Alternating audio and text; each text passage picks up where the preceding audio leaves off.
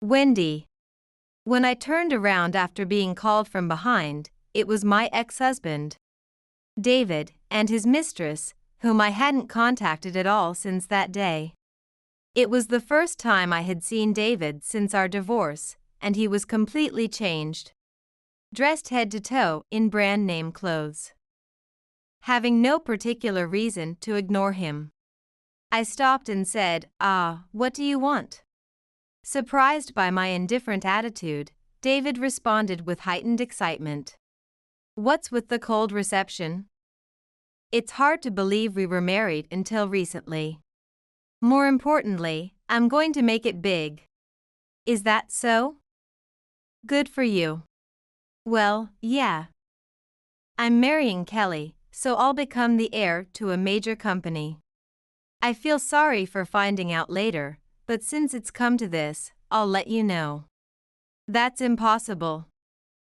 After all, your company is under my control." "What? No way.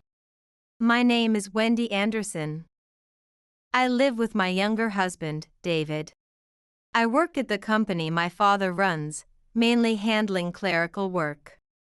My father, the president, is responsible for the company's major management strategies. But as I have no siblings, I will eventually take over the company. There are employees who are senior to me, so every day, I face the pressure of someday becoming president." I had decided not to talk much about the family business with David. I didn't want to bring work issues into our home. His personable nature was endearing, and he was my daily source of comfort. I thought I could live a happy and enjoyable life with him, but one weekday, I went out to buy a gift for my in-laws' wedding anniversary. Should I buy flowers? Or something they can use every day? I thought, walking along when I heard whispers, "That couple is amazing. They can really do that in the middle of town?" Glancing in that direction, I saw a couple kissing. "They're quite passionate for the daytime," I thought, and was about to walk on when I did a double take. I couldn't believe my eyes. The man was David. I didn't recognize the woman with him. "Why? Weren't you supposed to go to work this morning?" No matter how many times I blinked, there was no mistaking it was David. I instinctively started filming them with my smartphone. Shopping was the last thing on my mind now, as I felt driven by a quickening heartbeat of dread to head home. Back at home, I couldn't focus on anything, not laundry, not washing dishes, not preparing dinner. What should I do? I have to finish everything before he comes back, I thought, trying to stand from the chair, but my body felt incredibly heavy, and I sat back down. This repeated several times until night fell, and David returned home. "I'm home." "What's wrong?" I opened the photo album on my smartphone and showed him the pictures of him with the woman. "Hey, what's this about? Who is this woman? Tell me the truth." Part of me wanted him to deny it all. "This isn't me." "You're mistaken. I was at the office working." I closed my eyes tightly, hoping to hear those words. However, what came was a casual admission of his affair. "What? You saw that?" "Yes, I'm having an affair with the daughter of a company president." David's face, mocking and cold, was unlike any I'd seen before. He seemed to have decided to be defiant, rattling off details I hadn't even asked for. "Her name is Kelly Baker. She's pregnant, so I want to divorce you and marry her. They told me to work at Kelly's parents' workplace if we get married." As he spoke so buoyantly, my heart grew colder. I felt foolish for ever thinking he was adorable. "It's divorce, divorce. I want to register our marriage with Kelly soon." "Yes, of course, let's divorce. I have no reason to refuse." I immediately accepted it. That's the situation, so write it down. With that, David pointed at the divorce papers he had apparently prepared in advance and left the table. He left the house without any fuss, and I was at a loss. It was sad to become strangers to my kind in-laws. But I had to report the divorce. When I met with them, both apologized. I'm really sorry. That guy is disowned. It's not both of your fault, so please don't apologize so much. I said, but they kept their heads down as if blood would rush to their heads. A week later, I called David and his mistress, Kelly, to my house. It wasn't a conversation to have in a cafe or anywhere public. So, much as I disliked it, I invited them to our home. Both of them looked dissatisfied when they were called, and without any greetings like "sorry for intruding." They roughly took off their shoes and sat in the living room chairs. I sat quietly opposite them. I called you here today for no other reason. I'm going to demand compensation for adultery from you both. First, David. You owe me $30,000. And Kelly, you owe me $20,000 each. Thanks to getting a lawyer who specializes in adultery cases. The demand was quite high. However, even after I told them, David and Kelly didn't look upset but smiled smugly. My father will pay the compensation. It's no big deal. From the way she spoke, her haughty character was apparent. She laughed at me through her nose and looked down on me with the same eyes that David had when I showed him the pictures of the affair. Birds of a feather flock together, I thought absently. The compensation was paid in cash. David and Kelly laughed at me together. You're like a money grubber. You're such a poor person wanting chump change. I watched their faces in silence, thinking, enjoy your smugness while it lasts. And then we disbanded for the day. Afterwards, since my parents' house was close by, I decided to move back in with them. My parents seemed eager to say something about my divorce. But when I told them David had cheated and gotten his mistress pregnant, they were furious. You did the right thing leaving such a man, they repeatedly said, comforting me. Since then, I threw myself into work, and before I knew it, 6 months had passed. One day, a familiar voice called from a distance, "Is that you, Wendy?" Wendy. Why are you here? Startled by the unmistakable voice of my ex-husband David, I turned around to see him and a young woman. She looked to be in her early 20s, with vibrant skin, flashy makeup, and red nails. David, clad in brand-name clothes, seemed a completely different person from when we were together. How dare you stop me when you were the one who wanted a divorce? That's pretty unreasonable.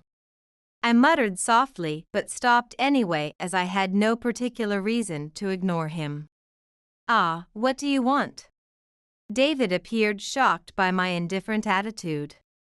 What's with the cold reception? Hard to believe we were married until recently. To think I could casually talk to a man who cheated, got his mistress pregnant, and left on his own.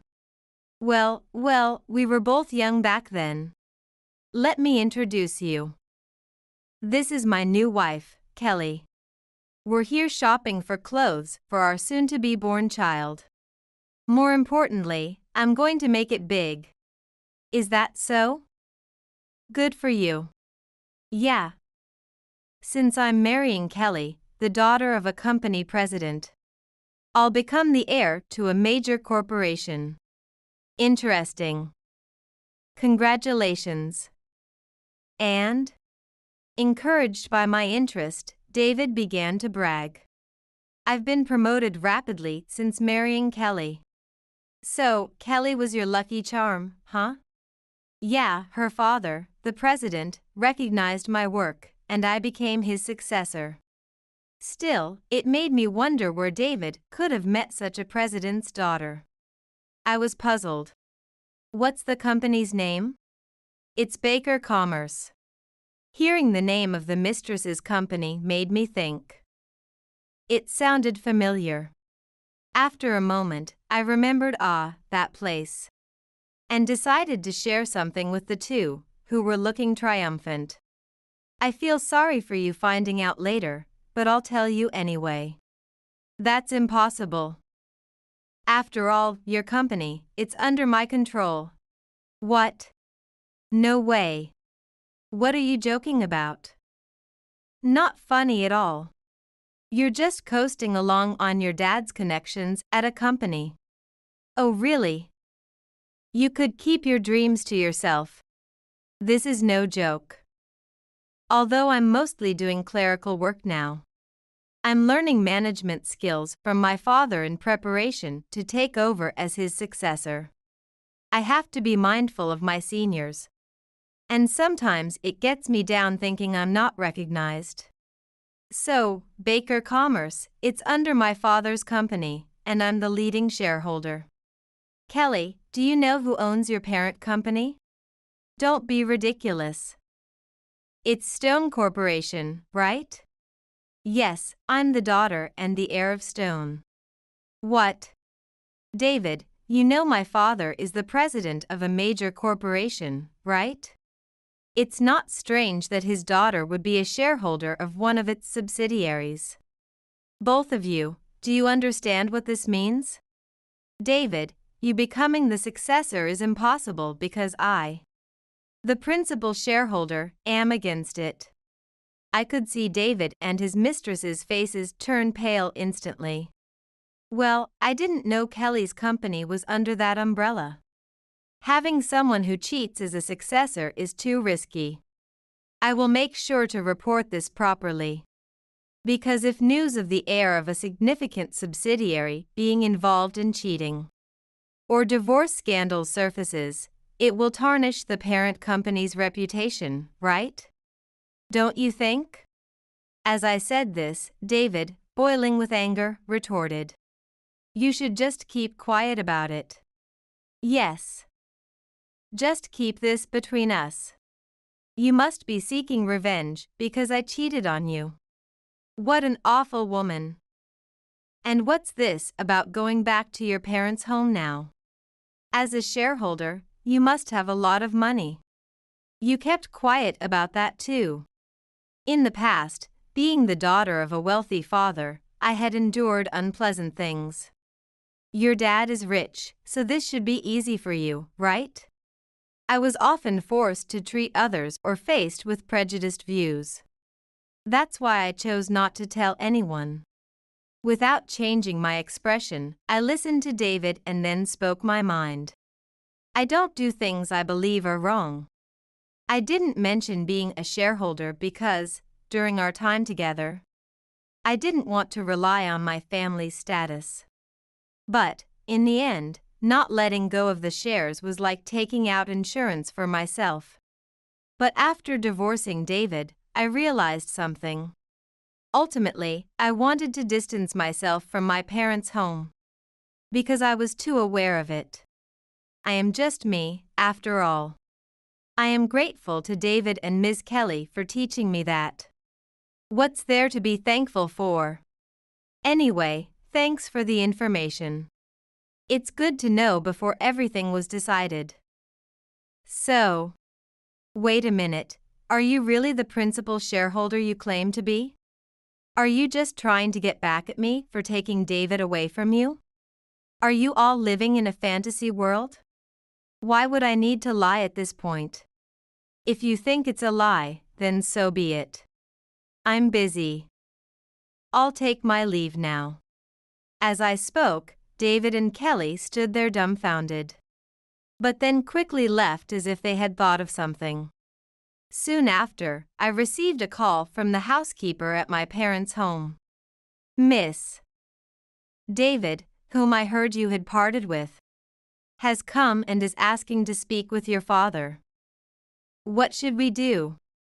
It turns out David had gone directly to my parents' home to try and settle things with the president of the parent company, my father. What initiative! I'll be there soon, could you entertain him for now? I said and then hung up. I could send him away immediately, but who knows what he might do next. I've instructed them to let him in, but my father shouldn't be home at this hour, right? I'll listen to what they have to say and then send them home. After making these arrangements internally, I arrived at my parents' house to find David and Kelly being led by the housekeeper from the entrance to the guest room. No sooner had they arrived than they burst out. "This is just spite on your part. What kind of company policy is this? Bring out your old man.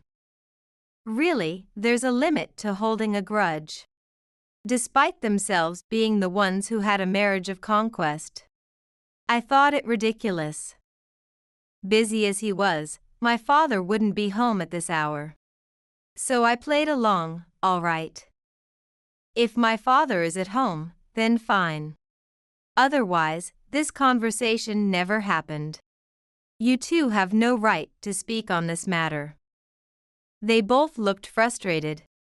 But given that my father was the president of a major corporation, they had no choice but to comply. "I'll check with my father, so wait here. Hurry it up, will you?" I knocked on my father's study door. Knock, knock. When I opened the door, to my surprise, my father was there. "Father, what are you doing here at this hour?" I couldn't help but exclaim in surprise. "Well, just something." "What about you? It's rare for you to come to my study." "Well, David and his wife have come over. They want to talk to you." "Understood. Let's go." My father and I moved to the guest room where David and Kelly were waiting. "So, David, it's been a while since Wendy's wedding. I heard you two had parted, but what brings you here?" My father spoke in a calm tone, but his overwhelming presence made David too nervous to speak. Thinking the conversation wouldn't progress this way, I took the lead. "I'll explain. The company of Kelly's father, where David is currently working. He plans to marry his new wife Kelly and become the heir there." My father, arms crossed, listened intently to me as he looked towards David and Kelly. The lady here had already met David while he was still married to me. And at the time, it was an affair. And they parted with me so the two of them could be together. I informed them that I would oppose his promotion to president due to his history of infidelity and cheating, using my authority. As I spoke, I thought to myself that this wasn't an explanation I should be giving as someone who had been cheated on and discarded. My father hummed thoughtfully, arms still crossed. In the tense atmosphere, David finally spoke.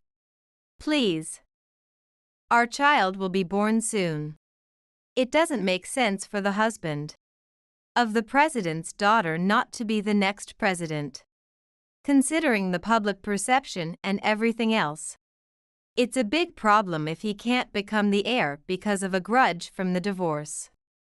Isn't it unprofessional to let personal feelings interfere with company management?" I was impressed, in a bad way, that he could say such things to the father of his former spouse. As I was pondering this, my father said, "I understand your desire to be president. Actually, I was in my study today because I was dealing with information that would be troublesome if leaked within the company. And that was about your company, David." After a pause, my father started speaking. "To be straightforward, David, I cannot recommend you as the next president or successor." David reflexively protested. "Why not?" I listened quietly, realizing from my father's tone that my involvement was unlikely to be the reason. Based on the reports of your background, we knew that Kelly's husband was David.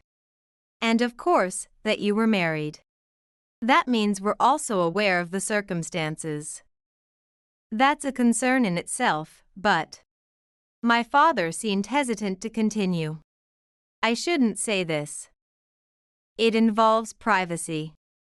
My father glanced at David before stopping his explanation. Unconvinced, David pressed him. What? There's no privacy between spouses. Tell us everything. My father looked awkward. Indeed, it's terrible to leave things hanging after talking this much.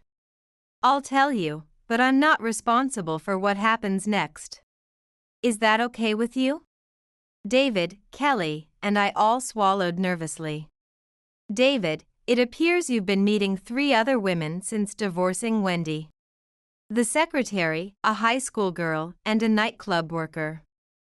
This is indefensible. Scandals are a sensitive issue nowadays. We at the top management have determined that this is due to your character. And we have decided not to recommend you as the next president. Even after hearing this, would you still say it's out of spite or personal feelings? By the way, we do have evidence. Upon hearing my father's words, Kelly's face turned bright red. David. Were you deceiving me? I had no idea. Don't joke around. Our child is about to be born, too. You really lack any sense of responsibility as a father. Kelly, it may sound harsh. But getting involved with a married man means it's likely the same could happen to you. It's a good lesson, isn't it? David was no longer concerned with being the successor. And there's one more thing. Is there still something else? It's about your father, the president of Baker Commerce. My father? We also plan to request his resignation at the next shareholders' meeting. Why? If David isn't the successor anymore, isn't that enough? Why does my father have to resign over this? Well, first, take a look at this. My father handed Kelly a brown envelope filled with documents. Inside were records showing the president had used company funds to support the 2 of them. What? I don't know about this. While it's fine if he uses his personal funds for support, using the company's money counts as embezzlement. I have no choice but to act. Thank you for letting us know. David. We should discuss this matter thoroughly with both of our parents. Yes. Kelly expressed her gratitude to us and took David back home. My father and I exchanged glances. The storm has passed. I chuckled. Indeed, he agreed. Afterward, David was fired from the company, and Kelly filed for divorce, pursuing him for compensation and child support. At the shareholders' meeting, as my father had stated. 5 years later, my mother-in-law passed away, and I attended her funeral. The overcast sky seemed to reflect the sadness in my heart. The friends of my mother-in-law present were quietly shedding tears. Wendy, thank you for coming today. No, she was very kind to me during her life. While I was speaking with my father-in-law, a voice interrupted. Hey, Wendy. It's you, right? Turning towards the voice, I saw David in disheveled morning clothes. He appeared much older than his years. Surprised to see him there, I widened my eyes in shock. And my father-in-law looked equally puzzled. Why didn't you invite me, Dad? I'm her real son. Mom must be sad not to see me. David, you were disowned, that's why you weren't invited. You. Did you look up the funeral details yourself? His loud voice was embarrassing. As he approached, my father-in-law stepped back with each word. Well, anyway, I should get part of Mom's inheritance, right? Huh? How can you say such a thing in front of grieving people? The other attendees stared at David in disbelief. There's no money for you. Mom's inheritance will be donated in full to an orphanage. That was her wish. My father-in-law's voice trembled, his forehead vein bulging with anger. What? Then how am I supposed to live? What are you talking about? You're healthy. Work and earn your own money. And please, don't cause a scene during the funeral. Unaware of the cold stares from around him, David turned his gaze from my father-in-law to me and stepped closer. I inadvertently let out a small scream and hastily shut my mouth. Then stepped back like my father-in-law. Then give me back the compensation. Your father's a big company president, so it shouldn't matter, right? Why do you need money so badly? You said the compensation was just spare change back then. David began to explain his current situation. Things have changed. After the divorce, I was fired. I've been to interviews, but no one will hire me. I can't pay back the money I borrowed for compensation and child support to you and Kelly because I'm unemployed. I have to pay child support every month. I need the money for that. Despite David's pleas, I had no obligation to refund the compensation. Try to find a job and manage your finances to pay it back. As I suggested this, he shook his head and suddenly grabbed my arm strongly. What are you doing? Even though I knew I shouldn't shout in front of others, I couldn't help but react reflexively. Please, I want to remarry you. If we get remarried, the compensation will be returned. And I'll be freed from this debt-ridden life. Stunned and unable to speak, I tried to pull away, but his grip didn't weaken. Do you seriously think I would want to remarry you? There's no way that would happen. The moment I saw you admit to cheating and act so nonchalant about it, any love or other feelings I had for you disappeared. Who was it that accepted the divorce with such insulting remarks at that time? And yet you have the audacity to turn around and press for remarriage. It just feels like you're mocking me. You still love me, don't you? Those words earlier were just you not being honest with your feelings, right? I felt like slapping the man in front of me who was grossly mistaken. However, I am a rational person. To act impulsively would make me no better than someone who cheats without thinking. As I said earlier, I've long since lost any feelings for you. Please let go of me. Just as I said that, someone called my name, overlapping my words. Looking in that direction, I saw a man walking towards me with a little girl. Mama, the girl called out to me in a childish voice as she ran up to me. Who is this girl? She's my daughter. My daughter and I share a striking resemblance. Even without asking, it should be clear we are mother and child. But David seemed unable to accept it, his eyes darting around in confusion. I remarried. My in-laws introduced me to someone. David noticed the matching rings on my and my husband's ring fingers, and his body seemed to deflate, his knees hitting the ground. After the divorce debacle, my mother-in-law had said, I don't know if it counts as an apology, but I want to introduce you to a wonderful person. He's very serious, kind, and sincere. Would you meet him once? That's how I met my husband. We had come to the funeral as a family to pay respects, as my mother-in-law had taken good care of us during her lifetime. Mommy, what's wrong with him? Pointing at David, who seemed lost to the world. My daughter's voice snapped him back to reality, and he stood up, staggering away as if deflated. Wendy, I truly apologize. I had no idea he would come here. My father-in-law said. Afterward, my father retired as president and became the chairman. Then sold all his shares, acquiring a substantial fortune. When David noticed me at the funeral, I was startled, wondering if he had caught wind of this.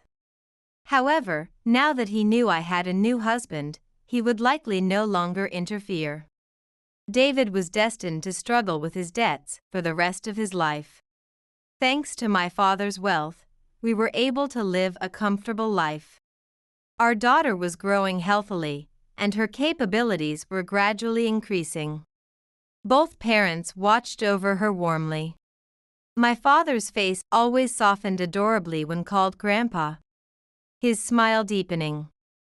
Having become a dependable father and a kind grandfather, I wanted to repay my father for all his help in any way I could, hoping for our family to continue living happily together. I stood frozen in the attic, my hands trembling as I held the faded envelope. The familiar scrawl of Ben's handwriting stared back at me, but the words inside shattered everything I thought I knew about our life together. "Mom?" Hannah's voice floated up from downstairs. "Where are you?" I quickly stuffed the letter into my pocket, my heart racing. "Up here, honey. Just looking through some old things." Footsteps creaked on the stairs, and Hannah's head poked through the attic opening. "Everything okay? You've been up here for hours." I forced a smile, hoping it didn't look as strained as it felt. "Of course, dear. Just got lost in memories. You know how it is." Hannah climbed fully into the attic, her eyes scanning the dusty boxes and trunks. "Dad's stuff?" I nodded, unable to trust my voice. Ben had been gone for 2 years, but the pain of his loss still felt fresh. Now with this letter. "Mom, what's wrong?" Hannah asked, her eyes filled with concern. "You look like you've seen a ghost." I took a deep breath. "It's this letter," I said, my voice trembling. "Your father, he had another son." Hannah's face went pale. "What? That's impossible. Dad would never." "I thought so too," I interrupted, pulling out the letter, "but it's all here, in his own words. A boy named Daniel, from before we were married. He'd be in his 30s now." Hannah snatched the letter from my hands, her eyes scanning the words frantically. "This can't be real. It has to be some kind of mistake." "It's not," I said softly. "I remember now little things that didn't make sense at the time. Phone calls he'd taken private, mysterious trips out of town." Hannah crumpled the letter in her fist. "So what, our whole life was a lie? Everything Dad taught us about honesty and family, it was all bullshit?" "Hannah, please," I said, reaching for her. "Your father loved us. This doesn't change that." She jerked away from me. "How can you say that? He lied to us for decades. And now you're just going to defend him?" "I'm not defending anyone," I said, my own anger rising. "I'm just as shocked as you are. But we need to think about what this means for our family now." Hannah laughed bitterly. "What family? The one Dad lied to, or the secret one he kept hidden?"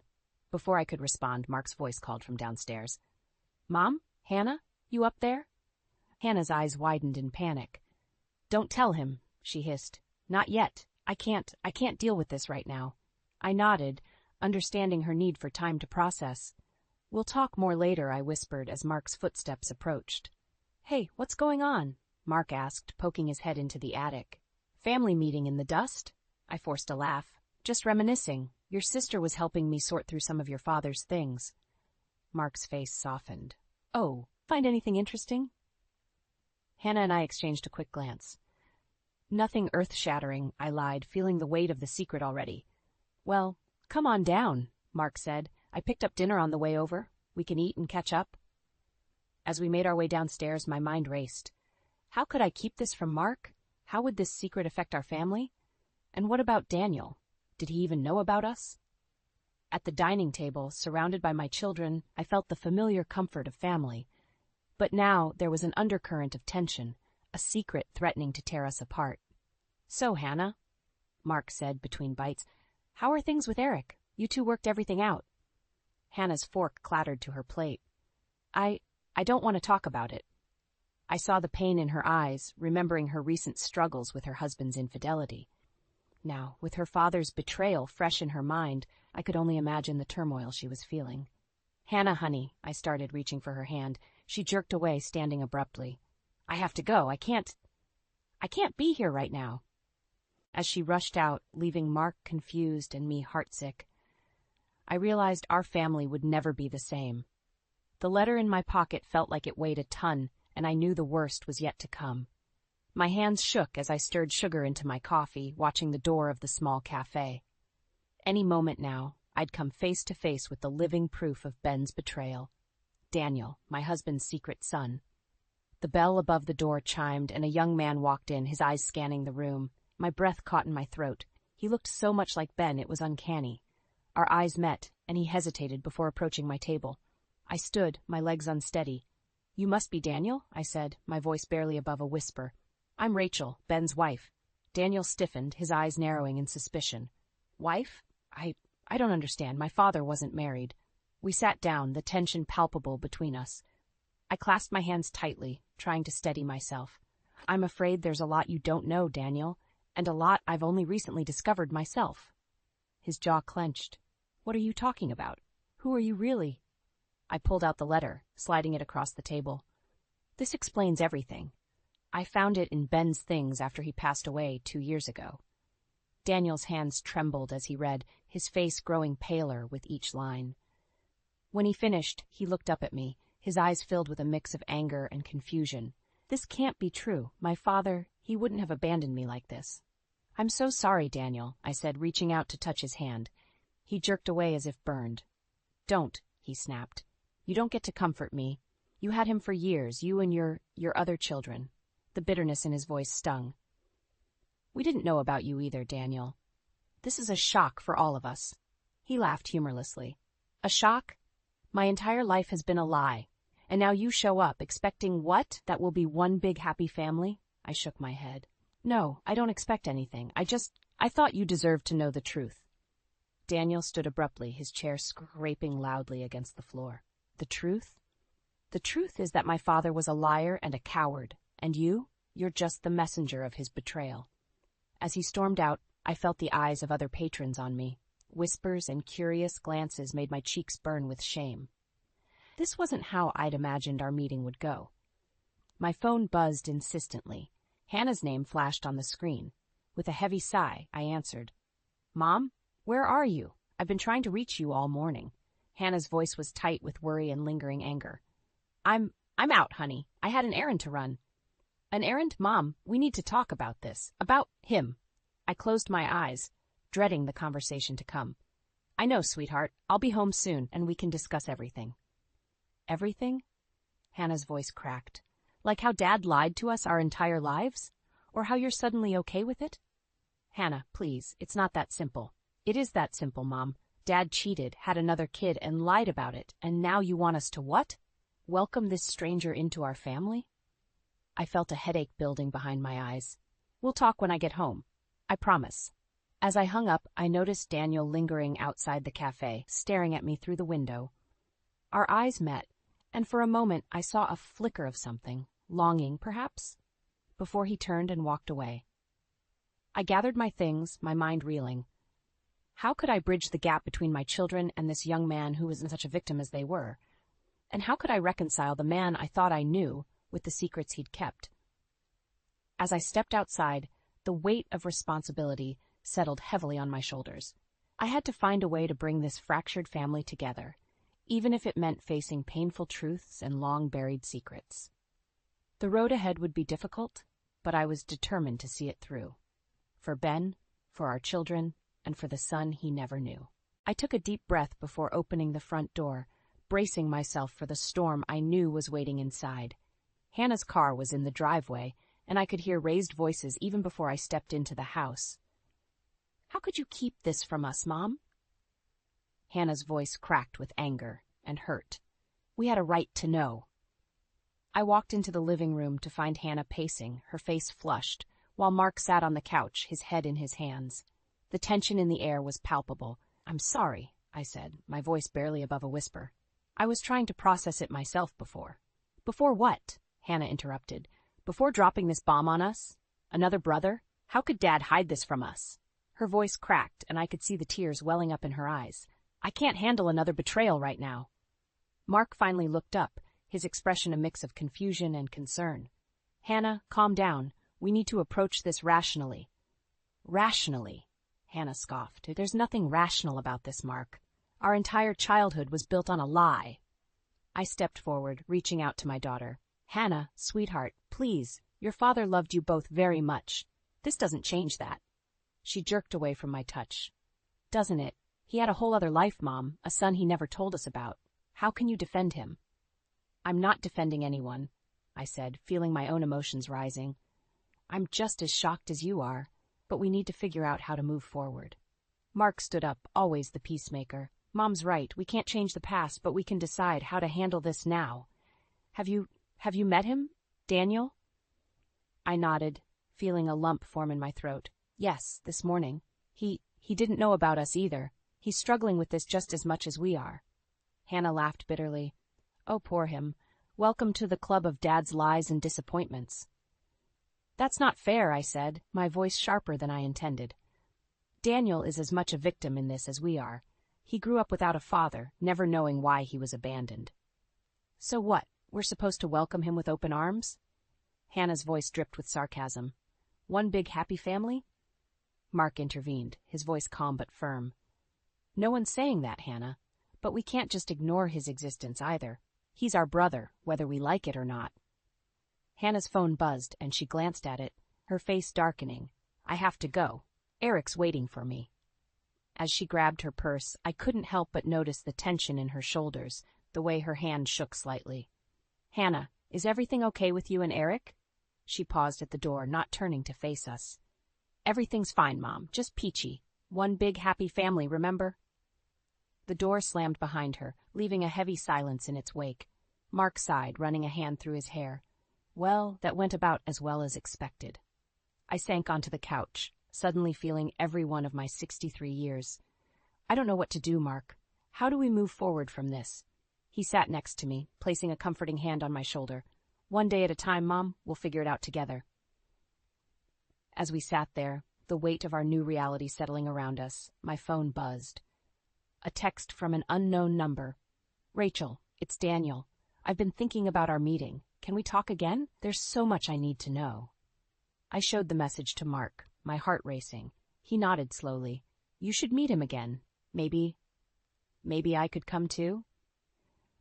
As I typed out a response, agreeing to another meeting, I couldn't shake the feeling that our lives were about to change irrevocably. The secrets of the past were unraveling, and I feared what other truths might come to light. But as I looked at Mark, saw the determination in his eyes, I felt a glimmer of hope. Whatever came next, we would face it as a family, no matter how complicated that family might become. I never imagined I'd be standing in my own kitchen, feeling like a stranger in my home. But here I was, watching Daniel, my late husband's secret son, fumble with the coffee maker, his presence a constant reminder of how quickly life can change. I'm sorry, Daniel muttered, his frustration evident. I'm not used to fancy machines like this. I stepped forward, gently nudging him aside. Here, let me show you. As I demonstrated how to use the coffee maker, I couldn't help but notice how much his mannerisms resembled Ben's. It was like seeing a ghost.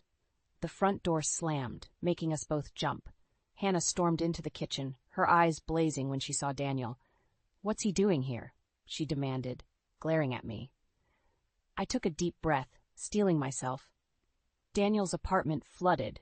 He needs a place to stay for a few weeks, and I offered our guest room. Hannah's face contorted with anger and disbelief. You've got to be kidding me. Mom, how could you? Hannah, please, I started, but she cut me off. No, you don't get to Hannah, please me. Not about this. She turned to Daniel, her voice dripping with venom. You're not even a real part of this family. You're just a mistake from Dad's past. Daniel flinched as if he'd been slapped. I saw a flicker of hurt in his eyes before he masked it with indifference.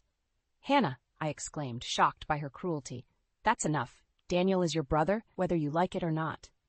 He is not my brother, Hannah spat. And you, she pointed at me, her finger shaking, you're betraying Dad's memory by letting him stay here. The accusation hit me like a physical blow. That's not fair, Hannah. Your father. My father was a liar, she interrupted, and now you're carrying on his legacy of deceit. Before I could respond, Mark walked in, stopping short when he sensed the tension. What's going on? Hannah laughed bitterly.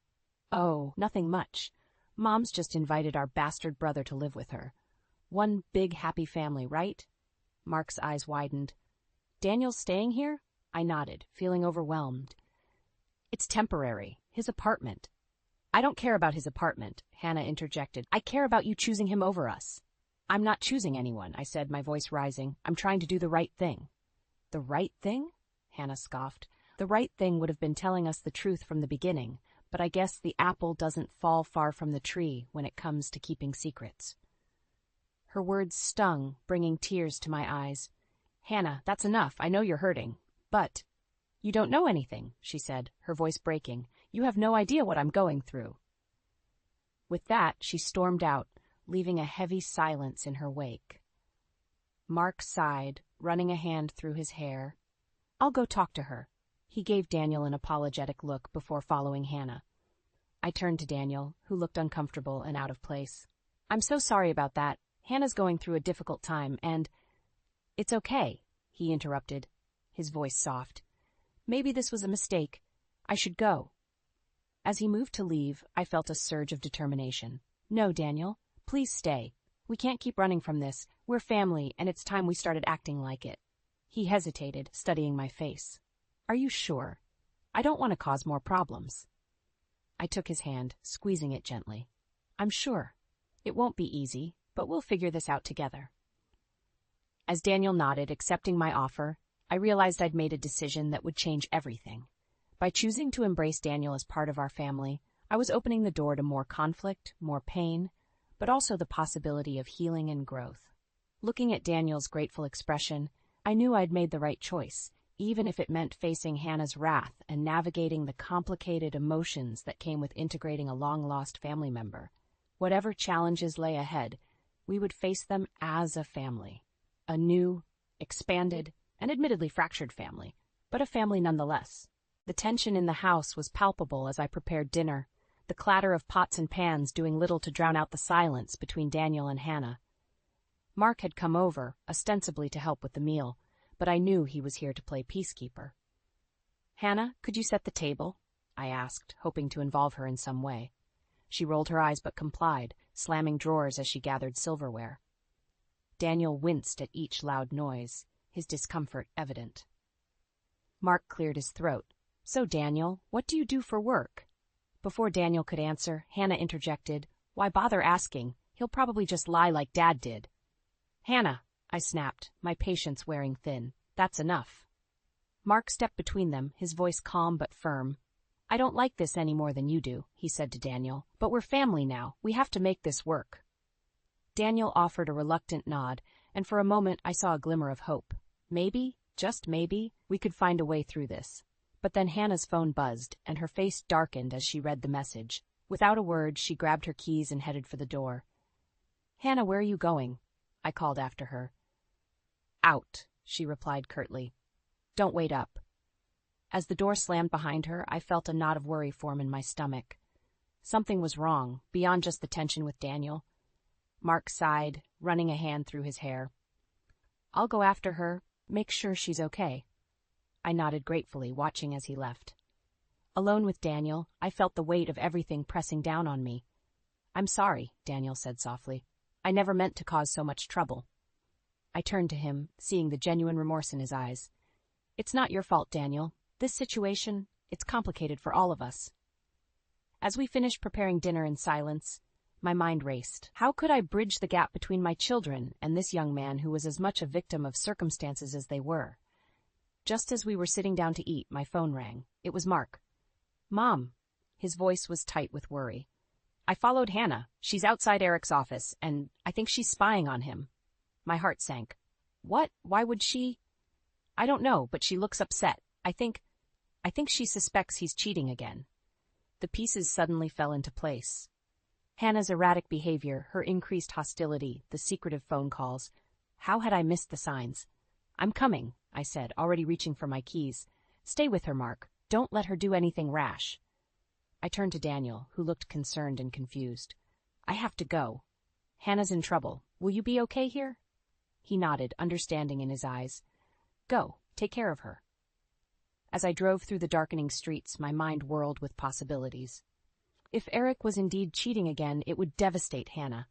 And in her current state, with all the family drama, I feared what she might do. I spotted Mark's car first, then saw Hannah crouched behind a hedge, her eyes fixed on the building across the street. As I approached, I saw Eric emerge with a young woman, their body language intimate and familiar.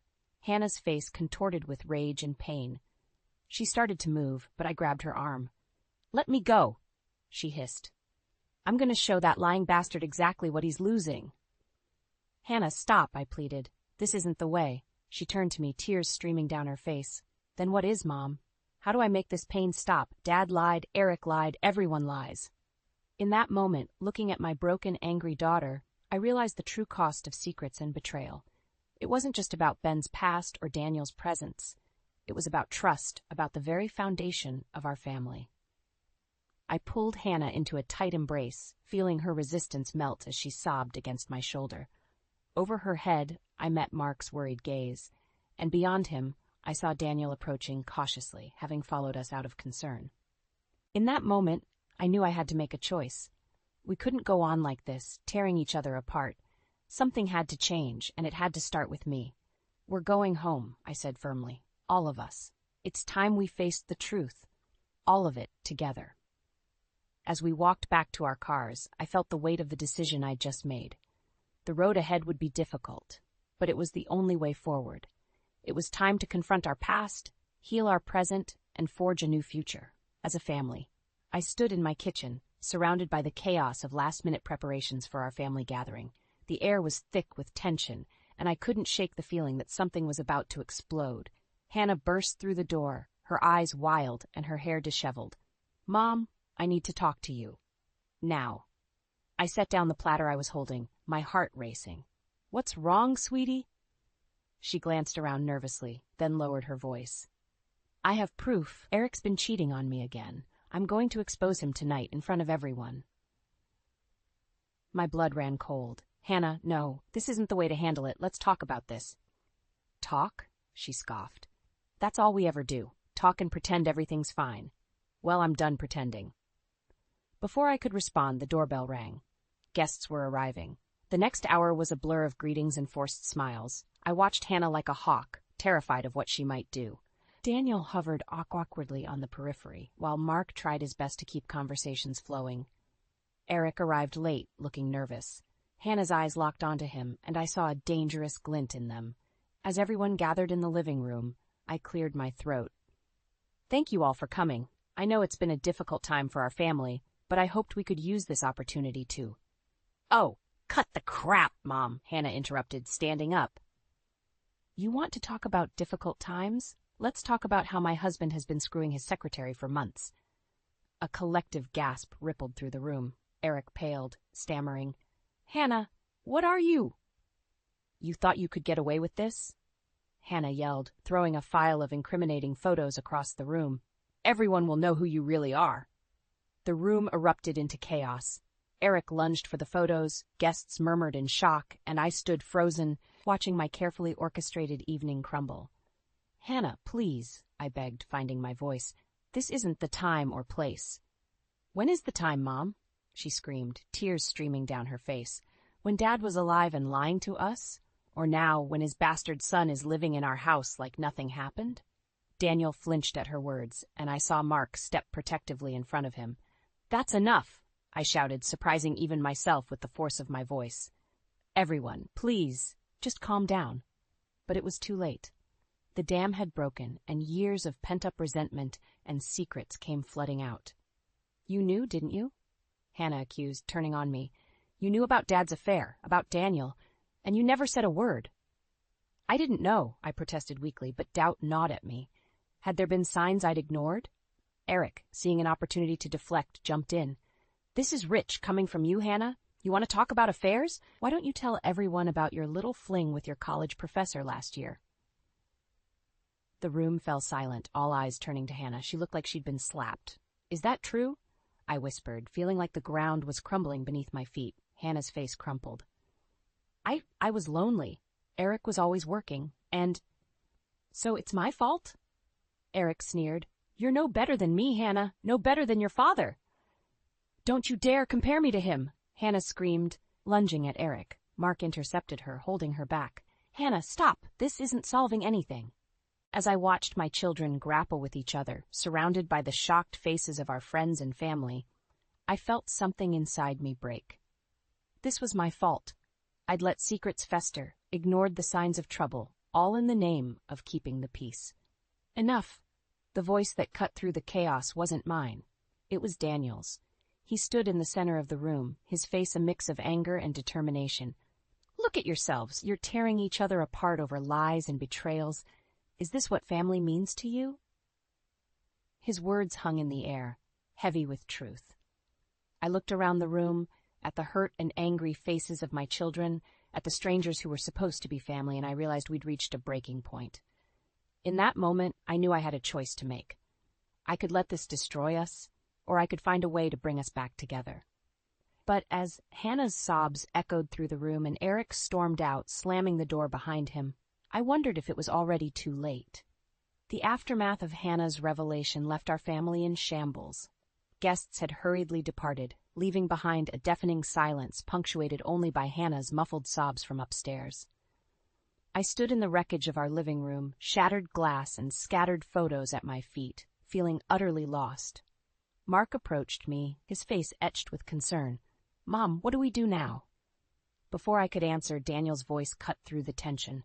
"We need to talk, all of us. No more secrets, no more lies." I nodded, feeling a mix of dread and relief. "You're right. Hannah!" I called up the stairs. "Please come down. We need to sort this out." Moments later, Hannah appeared, her eyes red and puffy. She glared at Daniel but said nothing as she took a seat. I took a deep breath, steeling myself. "All right, it's time we face the truth, all of it. No more hiding, no more pretending." "What's there to say?" Hannah spat. "Dad was a liar, Eric's a cheater, and you," she pointed at me, "you've been keeping secrets too.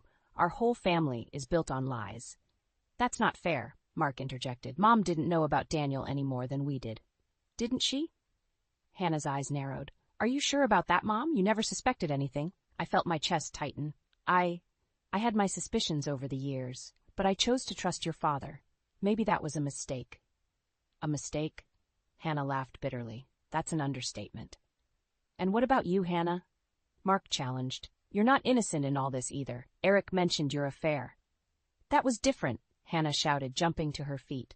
"I was lonely, and Eric was always." "Enough!" Daniel's voice boomed, silencing us all. He stood, his eyes blazing with a mix of anger and determination. "Listen to yourselves. You're so caught up in pointing fingers and assigning blame that you can't see what you're doing to each other, to this family." We all stared at him, stunned by his outburst. "You think you're the only ones hurt by all this?" Daniel continued, his voice breaking. "I grew up without a father, never knowing why I was abandoned. And now I find out I have a whole family who sees me as nothing but a reminder of betrayal." His words hit me like a physical blow. I'd been so focused on my own pain, on protecting Hannah and Mark, that I'd neglected to truly see Daniel's suffering. "We're destroying ourselves over secrets and lies," Daniel said, his voice softer now. "This family can't heal unless we face the truth, all of it." The room fell silent as his words sank in. I looked at my children, at all three of my children, and saw the pain, anger, and fear etched on their faces. "Daniel's right," I said, my voice trembling. "We've all made mistakes, we've all kept secrets, but if we want to move forward, we need to lay everything out in the open." Hannah scoffed. "And then what? We just forgive and forget?" "No," I said firmly. "We acknowledge the hurt, we take responsibility for our actions, and we decide if we want to rebuild this family together." Mark nodded slowly. "I'm willing to try if you all are." Hannah remained silent, her arms crossed tightly across her chest. "Hannah?" I prompted gently. She looked up, tears streaming down her face. "I don't know if I can. It hurts too much." I moved to her, taking her hands in mine. "I know, sweetheart, but we're family. We can get through this if we stick together." For a moment, I thought she might pull away, but then she collapsed into my arms, sobbing. I held her tightly, feeling my own tears start to fall. As I embraced my daughter, I caught Daniel's eye over her shoulder. He stood awkwardly to the side, uncertainty written across his face. I extended my hand to him, inviting him into our circle. Hesitantly, he stepped forward and Mark moved to include him. For the first time since this all began, I felt a glimmer of hope.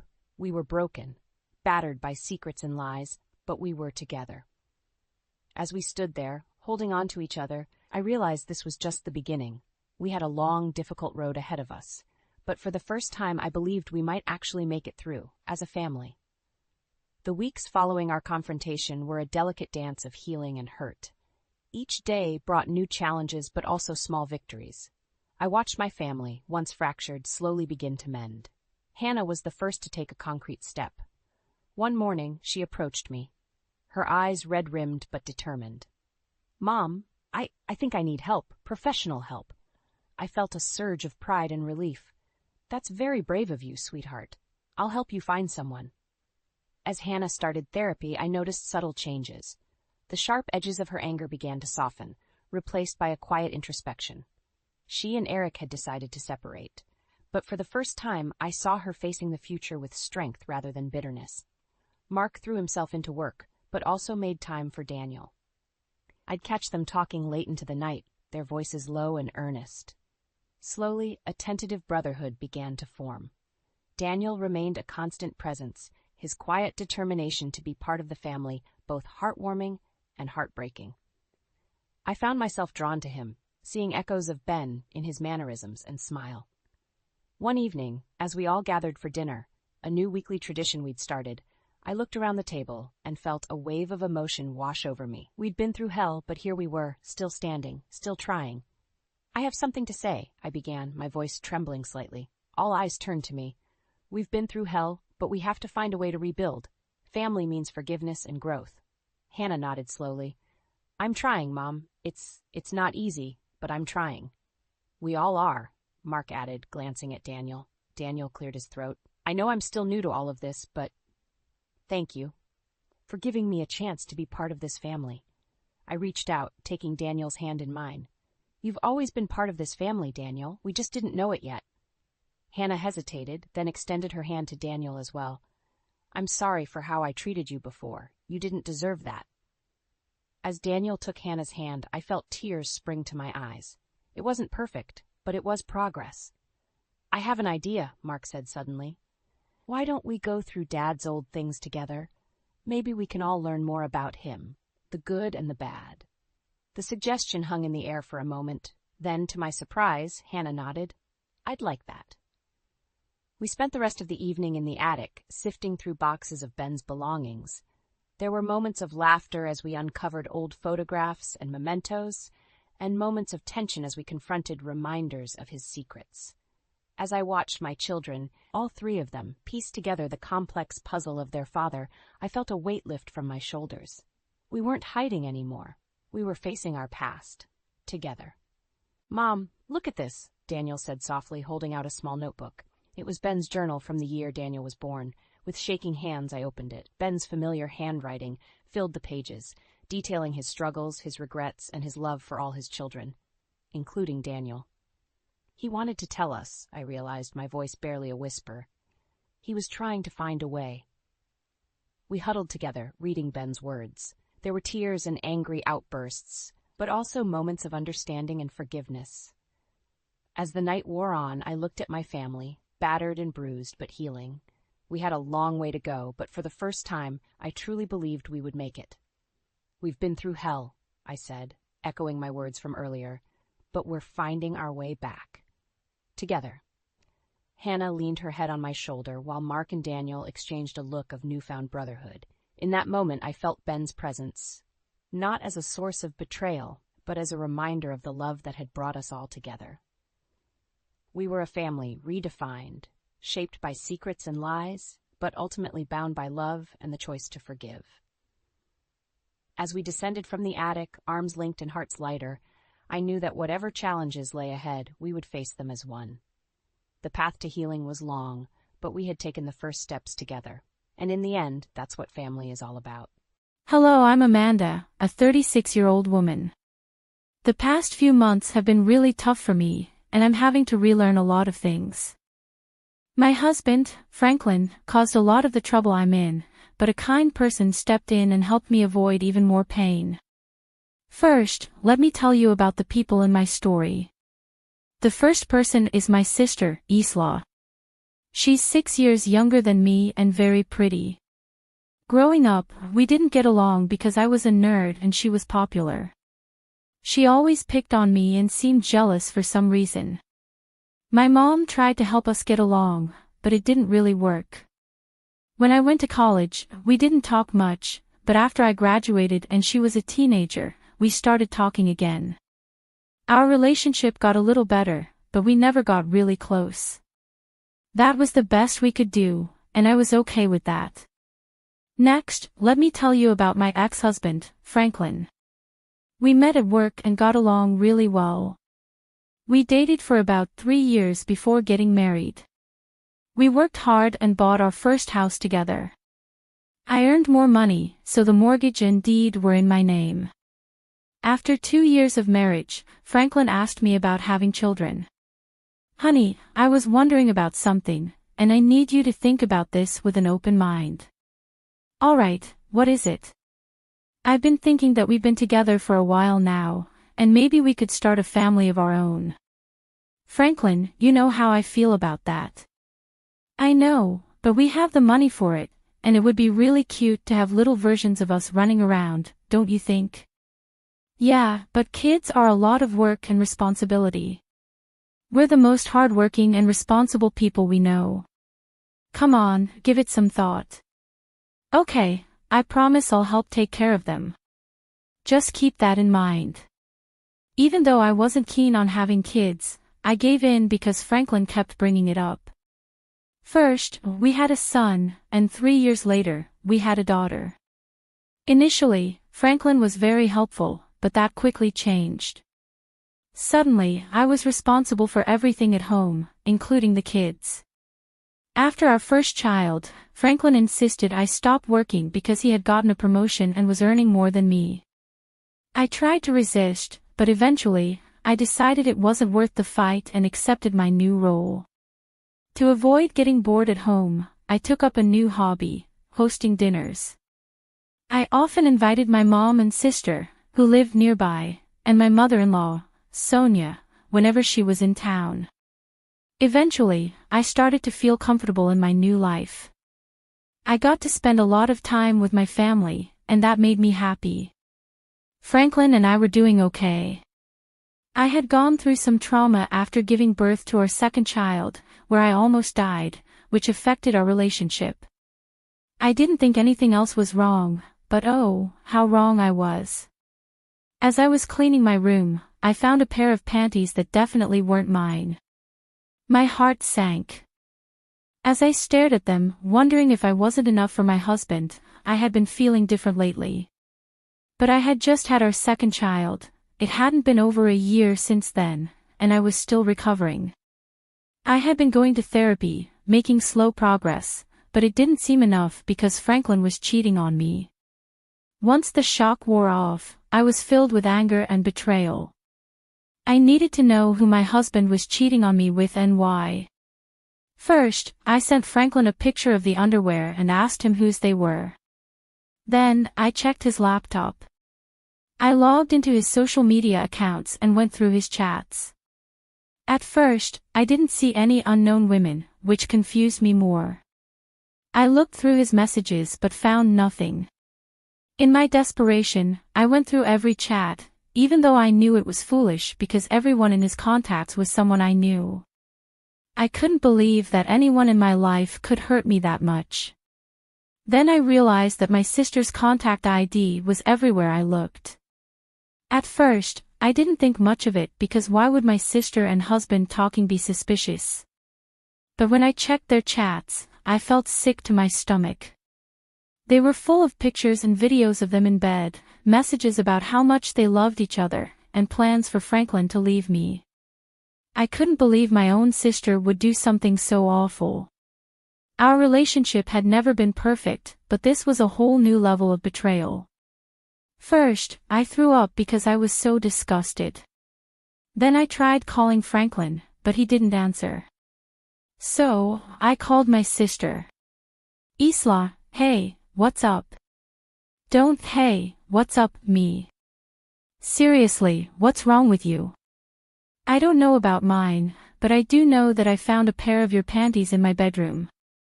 Have you been sleeping with Franklin? Yeah, for a while now. Why, Isla? Seriously, you thought it was okay to sleep with my husband because you thought I was boring? And being my sister didn't even stop you.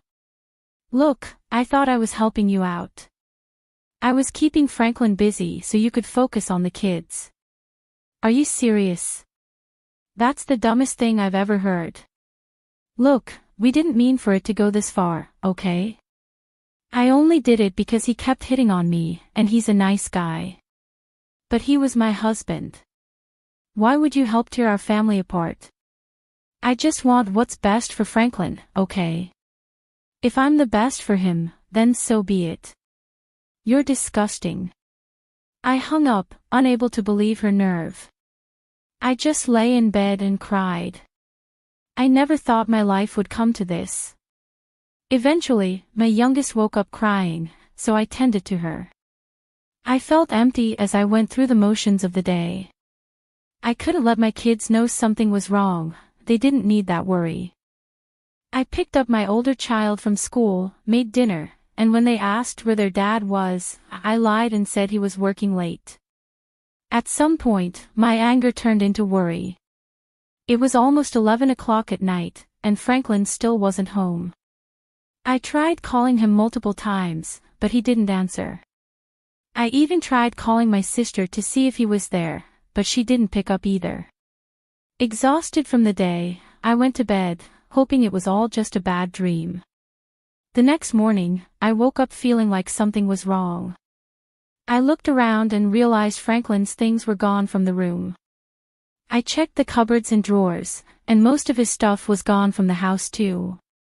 He had left while I was asleep, without saying a word. I couldn't believe it. He just left me without even trying to talk. I didn't know what to do. All I could think about was taking care of my kids first, then I'd figure out everything else. I woke up, got the kids ready, dropped off the oldest at school, and then took the youngest to my mom's place. She could tell something was off because I was distant. All I could think about was how I'd managed to raise 2 kids alone.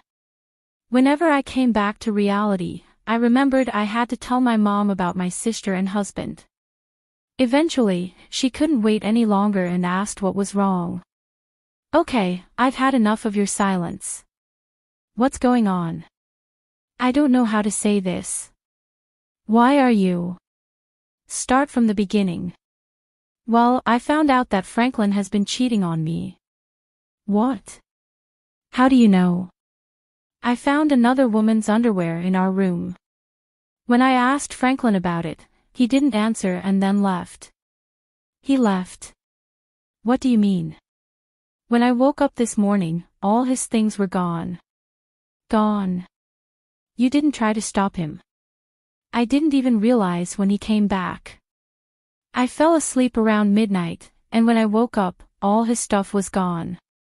Oh my God, my poor girl, I'm so sorry this happened.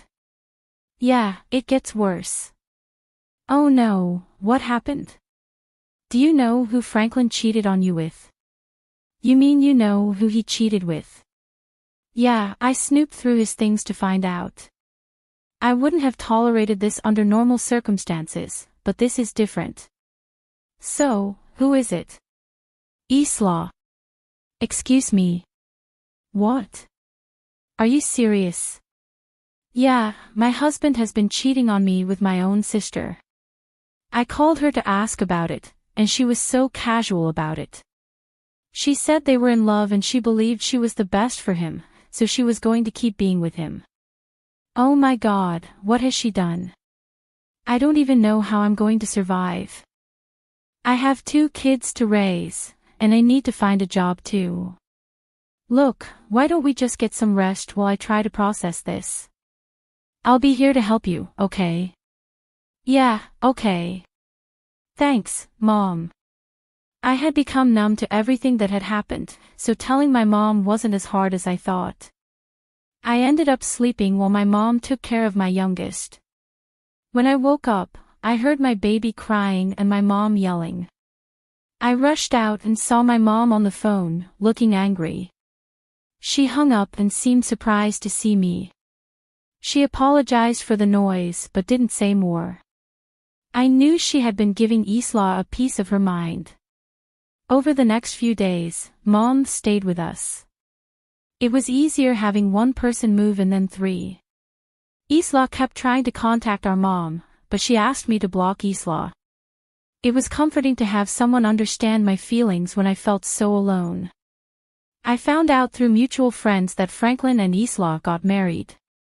They reached out to me, concerned and confused. I had to explain everything, which was humiliating, but they were supportive. They all blocked Franklin and Isla and refused to associate with them. I found out they got married the day after Franklin left us. It hurt to know, but I shouldn't have expected anything different from them. When I told my mom, she was furious.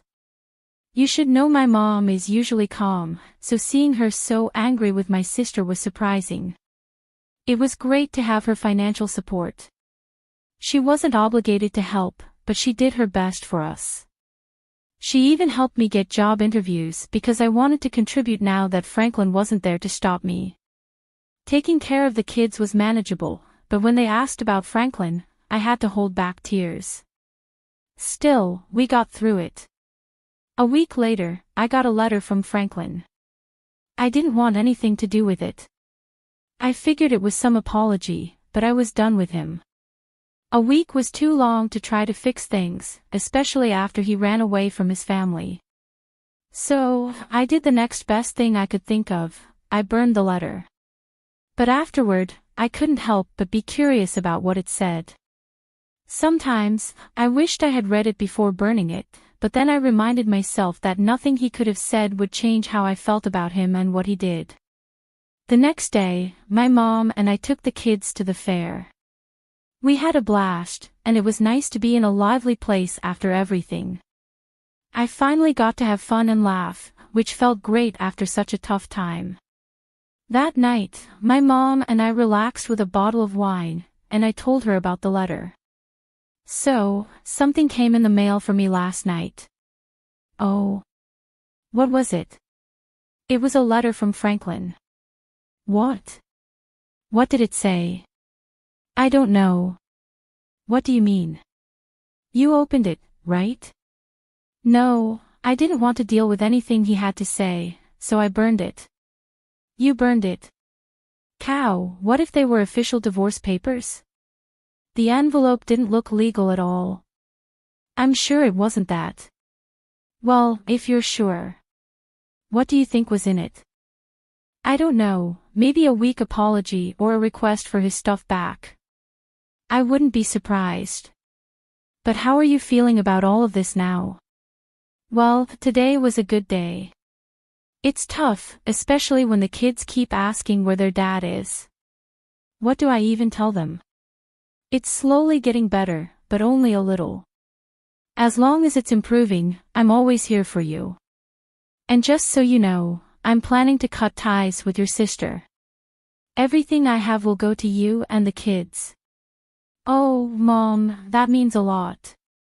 But are you sure? Maya is still your daughter.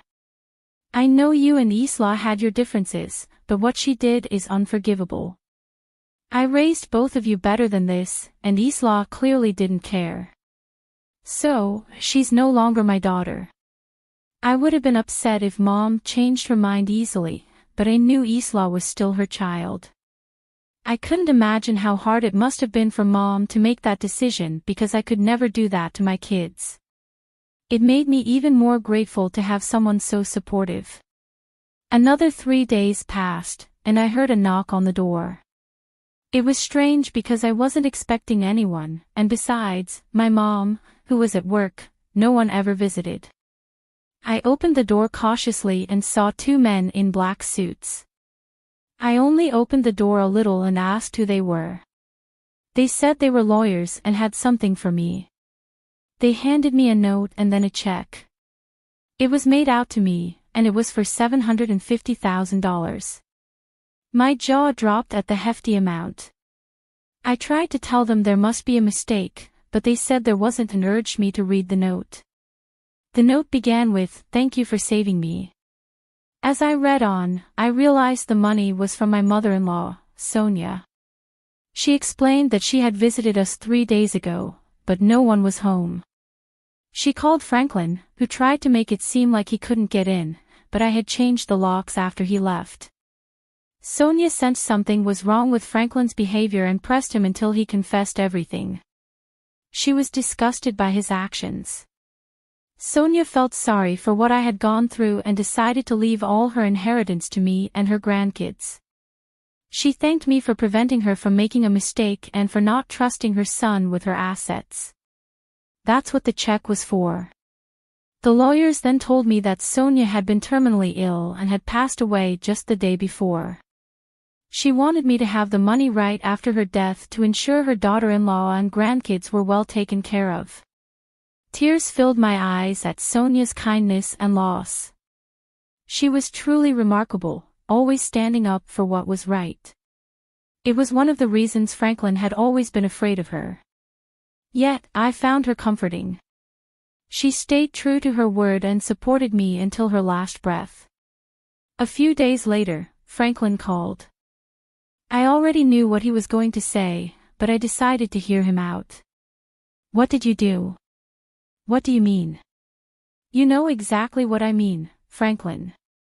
You'll have to be more specific." "What are you talking about? Why weren't you home that day?" "I specifically asked you to be. I sent you a letter asking you to pretend everything was normal while my mom visited." "Oh, was that what the letter said? You didn't read it?" "No, I burned it." "You betrayed me. My mother was going to help me with the inheritance, but you took it all because you're selfish. That's ironic coming from you. You abandoned your family and only cared about contacting me when it involved your inheritance. Love can't be forced. I did what was best for me, and your mother did what was best for us. Don't ever try to contact me or the kids again. Goodbye." After that, things moved quickly. I filed for divorce, and I was granted full custody of the kids. Franklin tried to fight for the inheritance, but Sonia had made it clear that I was the one to receive it, so he didn't succeed. Franklin and Maya tried to pressure me into giving them some of the money, but I stood my ground and refused. Life has become easier since we got the money. I put a portion aside for my kids' college and invested the rest. My mom could retire, and I started working. My kids have come to terms with their dad not coming back, and when they're older, I'll tell them everything. I'm still hurting, but I know things can only get better from here. I still remember those mysterious whispers, those covert smiles he thought I was oblivious to. His sudden and secret so-called cabin trips with the boys were more frequent and enigmatic. For a long time, trust was a bridge we both built, and I never thought he would be the one to burn it. The day I decided to surprise him, the shock was mine to embrace, and the scene before me was anything but anticipated. In this narration, I share a transformative journey from being a deceived spouse to discovering strength and resilience I never knew resided within me. This story is not just a tale of betrayal and revenge, but it's about metamorphosis, redemption, learning to love oneself and finding strength in the darkest of times. But remember, it's not just a tale of revenge. It's a story that transcends beyond the usual norms, breaking the stereotypes of vengeance and reaching a state of liberation, acceptance, and empowerment. My name is Camilla, and this is my story.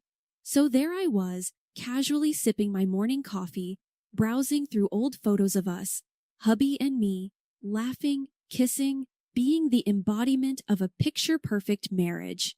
It had been 5 blissful years, but something was off lately. Every few weekends, my husband would gather his bags and vanish into the wilderness with his gang of friends, or the boys, as he affectionately called them, leaving me to wonder what mysterious adventures they were off to. His tales of these secretive escapades were riddled with inconsistencies. He'd say they were fishing, but there would be no pictures of fish. He'd say they were camping, but there'd be no photos of tents. Must be a guy thing, I would say to myself, pushing aside the nagging doubt and the nagging feeling that something was amiss. Curiosity is a potent brew, and eventually I caved. I decided to surprise him on one of his secret cabin trips. My heart raced with anticipation as I drove through winding roads surrounded by dense whispering trees to the secluded cabin where they supposedly hung out. I hope he's happy to see me, I muttered to myself, my hands clammy on the wheel. As I reached the site, before me made my heart sink into my stomach. There was my husband, but there were no boys. Instead, there she was, a woman, her laughter harmonizing with his in a symphony of betrayal. Rage bubbled inside me as I watched them, unseen. But rather than confront them, an idea hatched inside my head, a spectacular, dramatic, grandiose display of revenge seasoned with a sprinkling of public humiliation. I started my meticulous plan by gathering evidence. I clicked photographs, collected voice recordings, snippets of their stolen moments together. Each piece of evidence was a sharp sting, a reminder of the facade of my marriage. I kept telling myself, focus, this is for the grand revelation. This will be worth it. With all the evidence I needed, it was time to set the stage. I decided to throw a grand party, a soiree to celebrate love and commitment. My invitations were extended to all our friends, family, and acquaintances, and there was a peculiar emphasis on the boys to make sure they attend. My heart pounded as I prepared, knowing that the mask of perfection would soon be shattered. To my delight, the party was buzzing. The air was saturated with laughter and chatter, everyone blissfully ignorant of the drama that was about to unfold. My husband, basking in the love and attention showered upon him, was completely oblivious to the storm brewing around him. With every passing second, my heart raced, but I kept my composure. I smiled, I laughed, I played the gracious host, waiting for the perfect moment to drop my bombshell. And then it arrived, the moment when everyone was gathered, their attention fixated on us as we were about to make a toast. I raised my glass high, my voice steady, to love and to the beautiful secrets it holds. With a smirk, I started the projection. The room fell into stunned silence as images flashed across the screen, the laughter and whispers of stolen moments echoing around the room. The air was charged with shock, betrayal, and whispered accusations. I watched as the color drained from my husband's face, his eyes darting around, looking for an escape from the web of his own making. The room was a battlefield, and I was the lone warrior standing tall amidst the ruins of my marriage. Victorious yet broken, I had pulled off my grand revenge. The public humiliation etched on his face was the trophy I hadn't known I wanted. But there was no joy in this victory, only the cold, empty realization that the man I had loved was never truly mine. And while the whispers and the stares surrounded me, the only sound that echoed in my mind was the shattering of my own heart. Fallout from my dramatic revelation was like a slow burning fire consuming everything in its path. My husband, or should I say soon-to-be ex-husband, was now the subject of hushed whispers and furtive glances, his reputation in tatters. The next day, he tried to approach me, his eyes swollen, probably from remorse or perhaps just from being caught. "Please, can we talk about this?" he pleaded, his voice a fragile whisper. "I have nothing to say to you," I replied coldly, my heart stone against his pleas, but my mind was a whirlwind of emotions, torn between the remnants of love and the fresh wounds of betrayal. Every fiber of my being screamed to run away, to escape the ruins of my once happy life. But no, I wasn't done. The dramatic revelation was just the appetizer. The main course of revenge was still being served. In my pursuit of revenge, I found unlikely allies. Boys feeling betrayed themselves were more than willing to assist me in my mission. We colluded, planned and executed meticulous schemes to expose his lies further, to tarnish his image and isolate him from everyone who once admired him. We worked in shadows, our moves calculated, our intentions clear. Our little revenge squad was a ticking time bomb, and it exploded, revealing more secrets, more betrayals. It seemed my husband had created a labyrinth of lies, a maze so complex that even he was lost in it. The more I discovered, the more my heart hardened. The slivers of love that remained were now turning into shards of hate. And then there was her, the other woman, the partner in his deceit. My anger towards her was a raging inferno, but I also saw her as a pawn in his twisted game, another victim of his lies. I approached her, my intentions unclear even to myself.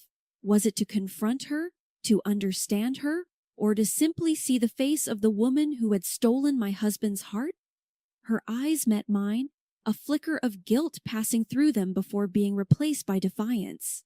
"What do you want?" she asked, her voice laced with a mixture of fear and defiance. "I want to know why," was all I could muster, my voice a mere whisper, the pain and anger battling within me. She too had been a puppet in his game, unaware of his marital status, fed lies coated in sweet words. It became clear that in his quest for thrill and adventure, he had played us both, leaving a trail of broken hearts in his wake. The revelation sparked a strange camaraderie between us, two broken souls united by betrayal. We exchanged stories, tears, and mutual regrets, the pain forging an unspoken bond between us. It was a connection neither of us had sought, but there we were, confiding, understanding, healing. As I listened to her, my rage simmered into a cold, calculated resolve. This was not just my battle anymore. It was our battle, a war against deceit and betrayal. We became partners in revenge, planning the final act of this drama, the grand finale where he would be stripped of his masks, his true face revealed to the world. As the day of reckoning approached, my newfound ally and I met in secret, refining our plan and sharing our vulnerabilities. Our bond was strange, but it was real, forged in the fires of betrayal. We were two wounded warriors fighting a common enemy, our pain our strongest weapon. Finally, the day arrived. The stage was set and all the actors were in their places. The air was thick with tension, charged with anticipation. I felt a kaleidoscope of emotions as I prepared to face him, my stomach in knots, my heart racing. This is it, the moment of truth. I said to myself, steadying my breath, preparing for the storm ahead. We had planned a public confrontation, a spectacular showdown where all his lies would be laid bare, his charade exposed. We had invited friends, family, colleagues, anyone who had known him, respected him. It was to be a court of public opinion, a platform where his true self would be revealed. He walked in unsuspecting, his usual charm in place, his smile radiating confidence. He had no idea that his fortress of lies was about to crumble, his empire of deceit about to fall. My heart hammered in my chest as he approached, his eyes searching mine, a flicker of curiosity in them. "What is all this?" he asked, the innocence in his voice almost convincing. And then the storm broke, a torrent of accusations, revelations, and confessions pouring down on him. His face changed, the mask slipping, revealing the man behind it, the real him. The room was a battlefield, his defenders fighting a losing battle, the truth slicing through their defenses, exposing the rot within. His eyes darted around, looking for an escape, a way out of this nightmare, but there was none. The walls were closing in, his past catching up to him. The air was electric, the tension palpable, the silence broken only by the whispers of shock and disbelief. It was a spectacle, a display of his true self, each layer peeled back, revealing the man he really was, his charm, his charisma, all stripped away, leaving behind a broken, defeated man. The room was a sea of faces, each one a mirror reflecting his betrayal, his deceit. I watched him, my heart a mix of satisfaction and sorrow, the final act playing out before my eyes. I had dreamed of this moment, longed for it, the sweet taste of revenge on my lips. But as I saw him there, broken, lost, a part of me mourned the man I had loved, the man I had thought he was. He tried to speak, to defend himself, to explain, but his words were empty, his voice a hollow echo. The truth was out, the mask shattered, and all that remained was the man, the real man, exposed and vulnerable. His eyes met mine, a plea in them, a silent request for forgiveness, understanding, but it was too late. The damage was done, and all that remained was the ruins of a life, a love destroyed by his own hands. The confrontation was a catharsis, a release of all the pain, the anger, the betrayal. It was a cleansing, a purification, the truth washing away the stains of his lies. And as the dust settled, as the echoes of the confrontation faded, I felt a sense of peace, a calmness I hadn't felt in a long time. As I walked away from the ruins of my past, a sense of freedom enveloped me, a lightness in my step. I had fought the battle, won the war, and now the future was mine to shape, to mold. The pain was still there, the scars still fresh, but I was healing, growing, evolving. I looked back one last time at the man I had loved, the man I had lost. He was a shadow, a ghost of his former self. His world crumbled, his life in shambles. It was a painful sight, a reminder of what could have been, what should have been, but it was also a symbol of my strength, my resilience, my ability to rise from the ashes, to rebuild, to renew. And with a final glance, a final goodbye, I turned away, leaving the past behind, stepping into the future, a future of possibilities, of hope, of new beginnings. The aftermath of the confrontation was a maelstrom of emotions, a tempest of pain and relief, regret and vindication. It felt like a weight had been lifted off my shoulders, but the echo of betrayal still reverberated in the back of my mind. "You've done it. You've exposed him," I said to myself, trying to grasp the enormity of what had just transpired. He was now the talk of the town, whispers of his deceitful exploits permeating through every social circle. His name was synonymous with betrayal, his image tarnished beyond repair. It was the bitter fruit of his deception, a consequence of his actions, and it tasted oh so sweet to my revenge-fueled heart. Our shared acquaintances were divided, some siding with him, ensnared in his web of charming lies, while others extended their sympathy to me, their eyes newly opened to his true colors.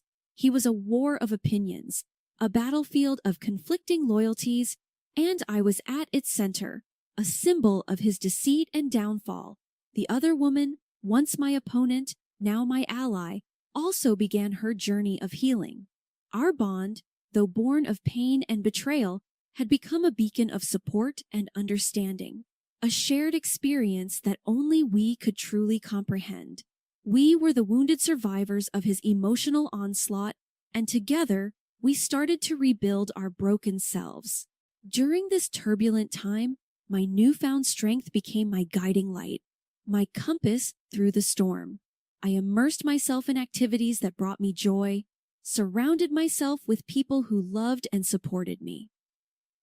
This is your time, your moment to rediscover yourself. I constantly reminded myself. Every day was a battle, a struggle to move past the pain, to let go of the bitterness. There were moments of weakness, moments where the shadows of the past threatened to engulf me, but I fought back, clung to the light, to the hope of a better tomorrow. The path was rocky, the journey long, but I persevered, my resolve unbroken. I indulged in self-care, explored new hobbies, met new people, opened my heart to new experiences. I learned to love myself, to value my worth, to see beyond the scars, beyond the pain. It was a journey of self-discovery, of growth, of transformation. I was a phoenix rising from the ashes, reborn in the fire of my trials. However, the shadow of him lingered, a ghost haunting my steps, his memory a constant reminder of the pain, the betrayal. But with each passing day, the shadow grew fainter, the pain less sharp, the memories less vivid.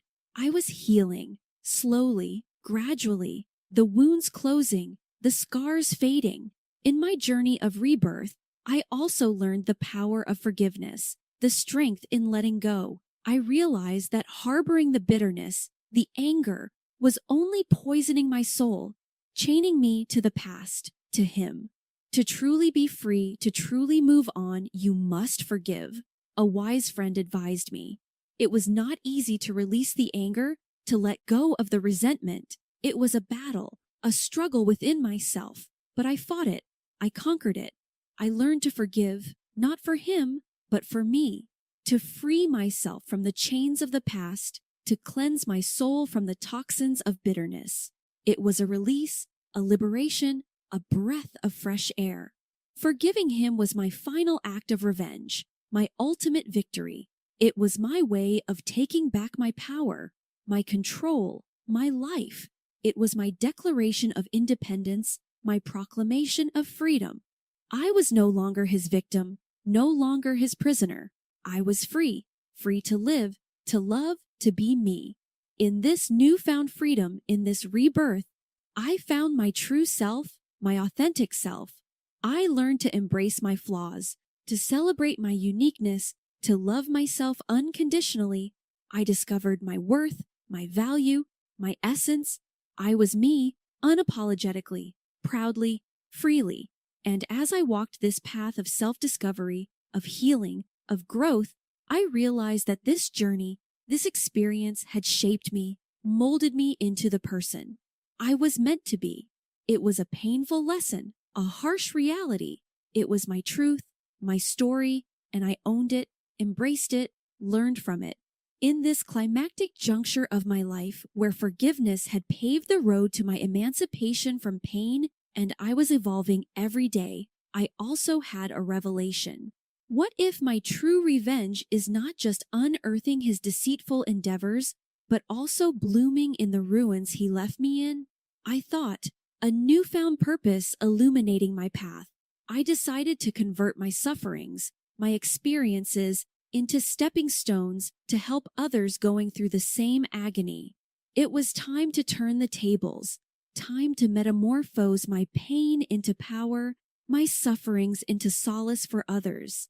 My journey found a voice in the form of a support group where broken hearts met to share, to heal, and to find strength and unity. It was a sanctuary of broken souls, a haven where wounded hearts found solace, understanding, and hope. Every story shared was a testament to the resilience of the human spirit, a reminder that we were not alone in our pain. Here, amidst tears and laughter, pain and hope, I saw the transformative power of shared experiences, of mutual support, of unconditional love. It was a magical experience, a healing journey, a rediscovery of self-worth, and I was humbled to be a part of it. Every session was a step closer to healing, a move towards self-discovery, a journey towards self-love. It was an emotional roller coaster, a symphony of pain and hope, sorrow and joy, and it was beautiful. I was witnessing the metamorphosis of broken spirits, the rebirth of lost souls, the rediscovery of buried self-love. However, my journey was not without its challenges, its setbacks. There were moments of weakness, of doubt, of despair. There were times when the shadows of the past threatened to engulf me, to pull me back into the abyss of pain. But I fought, I persevered, I overcame. Every challenge faced was a victory won, every setback overcome was a step forward. I am not defined by my past, by his betrayal. I am defined by my strength, by my resilience, by my ability to rise above the pain. I reminded myself during those trying times, it was my mantra, my shield against the shadows, my beacon in the darkness. In this journey of self-discovery, of healing, of transformation, I also found love not in another, but in myself. I learned to appreciate my worth, to celebrate my uniqueness, to embrace my flaws. I discovered the beauty in self-love, the power in self-acceptance, the freedom in self-expression. I was not searching for someone to complete me, to fix me, to save me. I was complete, whole, beautiful in my imperfection. I was my savior, my hero, my love. I was enough. In the end, my revenge was not just exposing his deceit, not just surviving his betrayal, but thriving despite it. It was about transforming my pain into power, my suffering into strength, my tears into pearls of wisdom. It was about rising from the ashes, soaring above the pain, embracing my true self. And there he was, shackled by the chains of his deceit, imprisoned in the web of his lies, a prisoner of his own making.